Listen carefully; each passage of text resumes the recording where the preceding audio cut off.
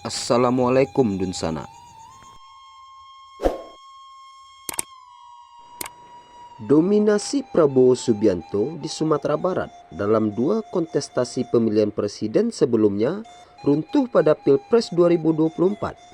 Prabowo ditinggal sebagian besar pemilihnya yang beralih mendukung Anies Baswedan.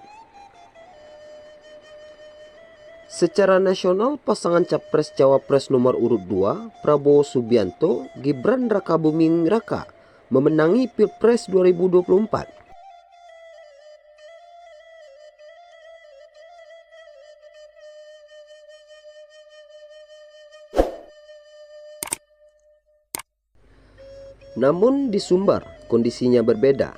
Data sementara di laman pemilu 2024.kpu.go.id menyebutkan perolehan suara Anies Muhaimin di Sumbar merupakan yang tertinggi sebesar 56,64%. Perolehan itu unggul atas Prabowo Gibran sebesar 39,3%. Sementara itu Ganjar Mahfud tertinggal jauh dengan perolehan suara 4,06%.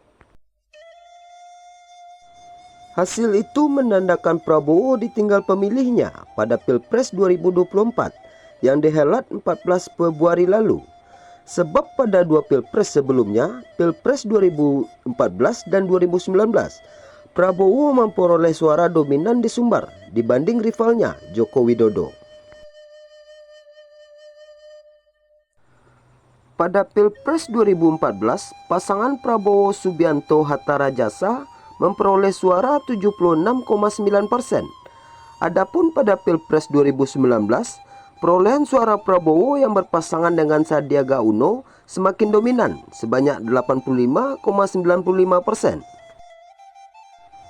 Menurut salah seorang warga Sumbar, pemilih Prabowo pada dua edisi Pilpres sebelumnya mengaku beralih memilih Anies. Menurut dia, mantan Gubernur DKI Jakarta itu adalah sosok ideal yang untuk melakukan perubahan yang akan dirasakan masyarakat dibanding dua kandidat lainnya. Dia mengaku mengalihkan dukungan karena terlanjur kecewa dengan Prabowo yang telah berkhianat dan bergabung menjadi Menteri Pertahanan di pemerintahan Presiden Jokowi. Apalagi pasangan Prabowo kali ini Gibran sekaligus anak Jokowi yang tidak meyakinkan sebagai calon wakil presiden.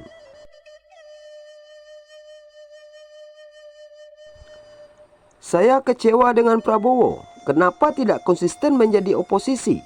Kenapa dia mau diangkat menjadi menteri? Kan itu masalahnya, kata salah seorang warga Sumatera Barat ini. Ketua Tim Kampanye Daerah Prabowo Gibran Sumbar, Andre Rosiade, memohon maaf kepada pendukungnya karena belum bisa memenangkan pasangan tersebut di provinsi ini. Meskipun demikian, ia mensyukuri meskipun kalah dari Anies, perolehan suara Prabowo Gibran masih relatif besar. Patut kami syukuri dukungan ke Pak Prabowo begitu besar. Meskipun fitnah, hoak, bahkan isu agama melanda kami, dukungan ternyata masih signifikan, kata Andre. Andre menuding derasnya fitnah dan hoak yang melanda Prabowo sejak bergabung ke pemerintahan Jokowi menjadi pemicu berkurang drastisnya perolehan suara Prabowo dibanding dua Pilpres sebelumnya. Dalam 3-4 tahun terakhir, bisa dilihat bagaimana gerakan untuk menenggelamkan Pak Prabowo dan Gerindra begitu besar di Sumbar, yang dibagikan di grup-grup WhatsApp katanya.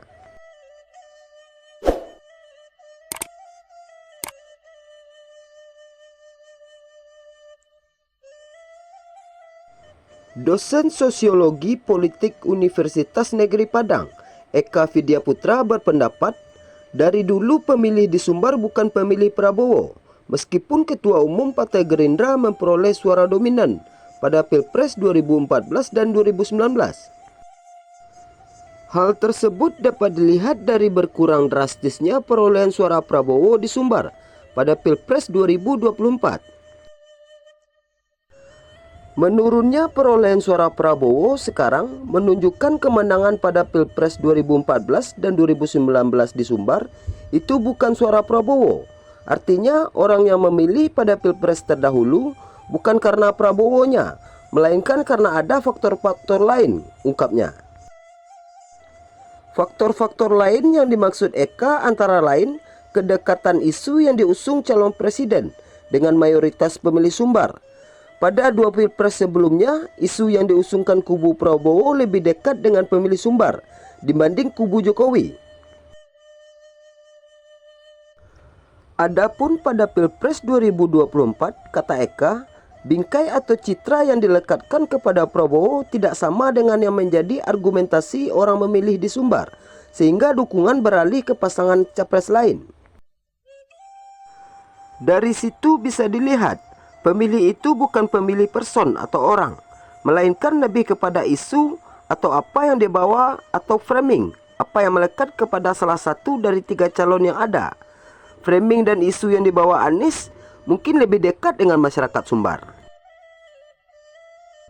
Menurut peneliti Revolt Institute ini, beberapa isu yang menjadi pertimbangan sebagian besar pemilih di Sumbar antara lain soal agama Islam, budaya, dan sosial. Isu-isu tersebut dibawa atau melekat pada Anies pada Pilpres 2024 dibandingkan Prabowo. Begitu juga dengan Prabowo pada Pilpres sebelumnya.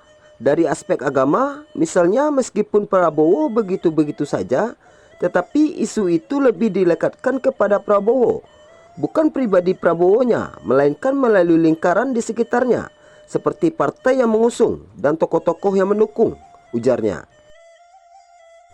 Dari segi budaya, kata Eka, nilai-nilai yang dianut masyarakat Minangkabau lebih dekat ke Anies. Kriteria tokoh, tagih, tegas dan berwibawa, dan takah, pantas, lebih dilekatkan kepada sosok Anies dibandingkan calon lainnya. Seorang pemimpin di Minang besar karena diembunkan. Ada proses, bukan sesuatu yang menitik dari langit, menetes dari langit. Hal itu tidak bisa tercitrakan oleh pasangan Prabowo-Gibran. Gibran kan orangnya yang menitik dari langit, bukan orang yang tabusik dari bumi, muncul dari bawah atau berproses dari bawah, katanya. Adapun terkait perolehan suara pasangan Ganjar Mahfud yang sangat rendah, Eka mengatakan secara historis dan budaya, PDIP atau Partai Nasionalis tidak hidup di Sumbar.